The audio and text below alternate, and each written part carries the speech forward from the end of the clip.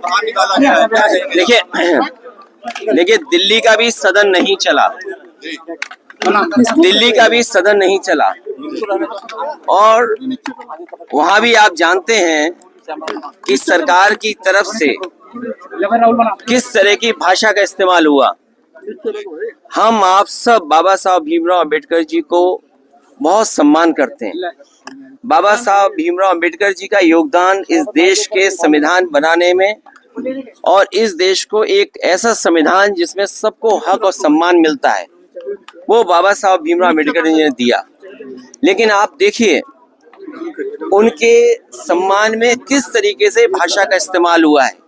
ये वही लोग हैं जो संविधान कभी बदलना चाहते थे और लोकतंत्र पे हमला करने के लिए कि हमारा लोकतंत्र कमजोर हो जाए। लोकतंत्र वो है जिसमें हम लोगों की बातों को सुनते हैं, हर इंसान को जोड़ करके लोकतंत्र है। लेकिन ये लोग मन विधान से चलने वाले लोग एक तंत्र पसंद करना चाहते हैं। ये तो हालत दिल्ली की है।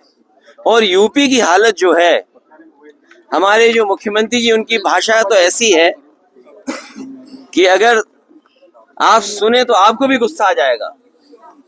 उनकी जो भाषा सदन में है वो शायद डेमोक्रेटिक नहीं है, एक सम्मान की भाषा नहीं लगती है। अगर राइट टू स्पीच है तो कहीं ना कहीं हमें राइट फॉर सम्मान की भी बात करनी पड़ेगी।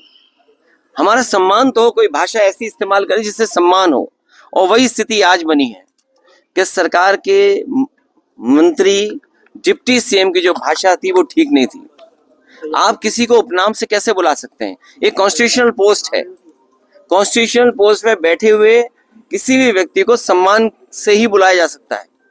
लेकिन जानबूझ करके सरकार, क्योंकि बुनियादी सवालों का जवाब उनके पास नहीं है। आप किसी अस्पताल में चले जाएं, किसी भी सीएससी पीएससी में चले जाएं, किसी गरीब को इलाज नहीं मिल पा रहा है।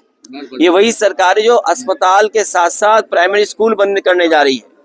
मैं आपसे कहना चाहता हूं कि इतनी लूट किसी सरकार में नहीं हुई होगी जिसकी लूट हर स्तर पर आपको देखने को मिल जाएगी।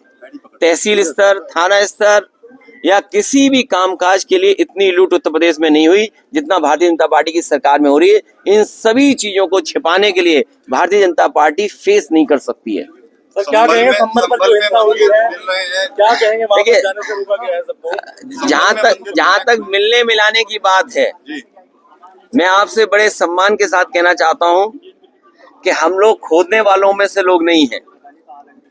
देश और समाज को तरक्की खुशहाली पे रास्ते पे ले आने के लिए नए रास्ते खोजते हैं, खोदने वाले नहीं हम लोग नए रास्ते खोजने वाले हैं और ऐसे रास्ते खोजना चाहते हैं जिससे हमारा देश मजबूत हो।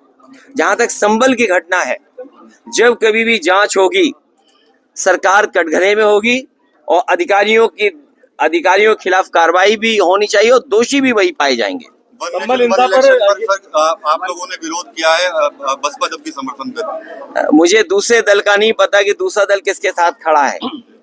One nation one election, one nation one ration, one nation और एक ही इलाज है इनका, वोट। वन नेशन को बचाने का जो रास्ता है, जो इनका तरीका है लोकतंत्र को कमजोर करने का।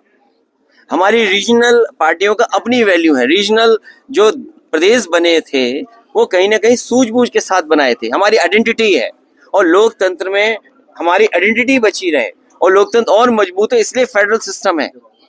लेकिन ये लोगों की सुनना नहीं चाहते हैं, केवल अपनी सुनाना चाहते हैं। ये संविधान से नहीं, मन विधान से चलना चाहते हैं। ये लोकतंत्र नहीं, एक तंत्र चाहते हैं कि एक तंत्र हो, एक का फैसला हो, वही सब माने।